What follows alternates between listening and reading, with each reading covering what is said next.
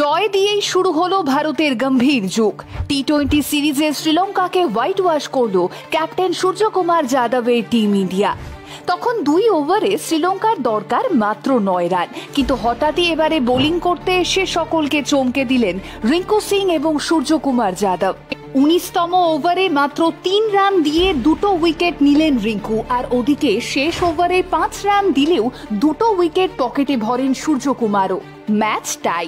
তারপর সুপার ওভারে ভারত জয়ী। গুরু গম্ভীরের experiment, Gautam গম্ভীরের master stroke দেখলো গোটা ক্রিকেট বিশ্ব। হ্যাঁ, এটাই তো গৌতম গম্ভীর, যিনি স্রোতের বিপরীতে হেঁটেই জয় ছিনিয়ে আনেন বরাবর। প্রতিটা ম্যাচেই যেন শিখিয়ে দিয়ে যান কোনো নতুন নীতি কথা। এই তো কদিন আগেই কেন টিমের ক্যাপ্টেন হার্দিককে করা হলো না, কেন সহ অধিনায়কের পদ থেকেও তাকে সরিয়ে দেওয়া হলো, ইত্যাদি নানান কারণ সামনে এনে কিছু মানুষ স্বজন পোষণের অভিযোগ তুলেছিলেন গম্ভীরকে নিয়ে। এই নিয়ে শুরু হয়েছিল ট্রোলিংও, প্রশ্ন উঠেছিল একাধিক, আর অবশেষে উত্তর মিলল। গম্ভীরের হাত ধরেই নিজেদের জাত চেনালেন সূর্যকুমার যাদব, রিঙ্কু সিংরা। বুঝিয়ে দিলেন গম্ভীর যুগে তারা সকলেই অলরাউন্ডার। হাতে ব্যাট থাকুক কিংবা বল, ওপেন করতে হোক কিংবা মিডল অর্ডারে থাকা, তারা নিজেদের জাত চেনাতে জানেন। কোচ হিসেবে গৌতম গম্ভীর এবং অধিনায়ক হিসেবে সূর্যকুমার যাদবের প্রথম সিরিজ, আর সেটাতেই নজর কাড়া সাফল্য ভারতের। শ্রীলঙ্কাকে দুর্মুশ করে 3 ম্যাচের সিরিজে 3-0 ভারত জয়ী।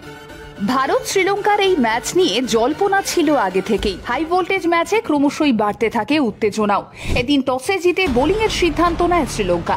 গত 2টো ম্যাচে হারার পর শ্রীলঙ্কার কাছে এই ম্যাচটা বোধহয় হোয়াইট ওয়াশ বাঁচানোর লড়াই ছাড়া আর বিশেষ কিছু ছিল না। তবে সেটা করতেই তারা 22 গজের যথেষ্ট চেষ্টা চালিয়ে যায়, রীতিমতো মরিয়া হয়ে ওঠে। প্রথমে ব্যাট করতে নেমে ভারত করে 137 রান। পাওয়ার প্লেতে সেভাবে দাঁড়াতে পারেন না ভারতের ব্যাটাররা। তবে ওই ক্রিকেটের ময়দানে শেষ বলটা অবধি অপেক্ষা করতে হয়, কারণ খেলা যে কোনো সময় ঘুরে যেতে পারে। রান তাড়া করতে নেমে শ্রীলঙ্কার প্রথম এবং কুশাল জুটি 58 রান করে। ক্রিকেট প্রেমীদের একাংশ ধরেই নিয়েছিলেন যে এই ম্যাচে শ্রীলঙ্কার জয় নিশ্চিত। কম রান তাড়া করতে নেমে শ্রীলঙ্কাকে খুব একটা বেশি সমস্যার মুখে পড়তে হয়নি, কিন্তু কুশলকে যখন প্যাভিলিয়নে ফেরান রিঙ্কু, সেটাই হয়ে ওঠে ম্যাচের প্রথম চমক। রিঙ্কু হয়ে ওঠেন শ্রীলঙ্কার ব্যাটিং লাইন আপের ছন্দপতনের একমাত্র কারণ। এরপর আর শ্রীলঙ্কার কোনো ব্যাটারি সেভাবে দাঁড়াতেই পারেননি, শেষমেশ ম্যাচ গড়ায় সুপার ওভার অবধি। আর ঠিক এখানেই গম্ভীরের মাস্টার মাইন্ড এবং সূর্যকুমারের অসাধারণ নেতৃত্বে একটা আলাদা মাত্রা যোগ হয় ম্যাচে। জিতে যায় ভারত।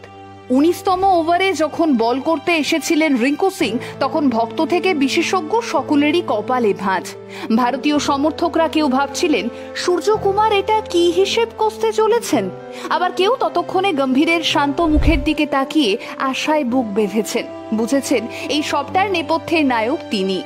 বল হাতে এগিয়ে এলেন রিঙ্কু সিং। সকলের চোখের সামনেই মাত্র 3 রান দিয়ে 2টো উইকেট তুলে নিলেন। তবে না, চমকের শেষ কিন্তু এখানেই হলো না, কারণ এবারে হাই ভোল্টেজ ম্যাচের শেষ ওভারে বল করতে এলেন অধিনায়ক সূর্যকুমার যাদব নিজেই। যখন জিততে শ্রীলঙ্কার মাত্র 6 রান দরকার ছিল, তখন সেই অবস্থায় 2 বিশেষজ্ঞ বোলারকে দূরে সরিয়ে আন্তর্জাতিক টি-20 ক্রিকেটে বল তুলে নিলেন সূর্য। কিন্তু কেন? এই প্রশ্নটা যখন সকলের মুখে মুখে, তখন উত্তর মিলল কয়েক মিনিট বাদেই।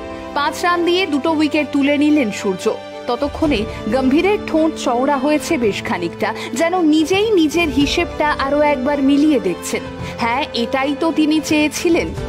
যেই প্লেয়ারদের আন্তর্জাতিক স্তরে কখনো বোলিং করতে দেখাই যায়নি, তাদের হাতে বল ধরিয়েই ভারতকে জিতিয়ে দিলেন গৌতম গম্ভীর। আসলে এটা তো সবে শুরু।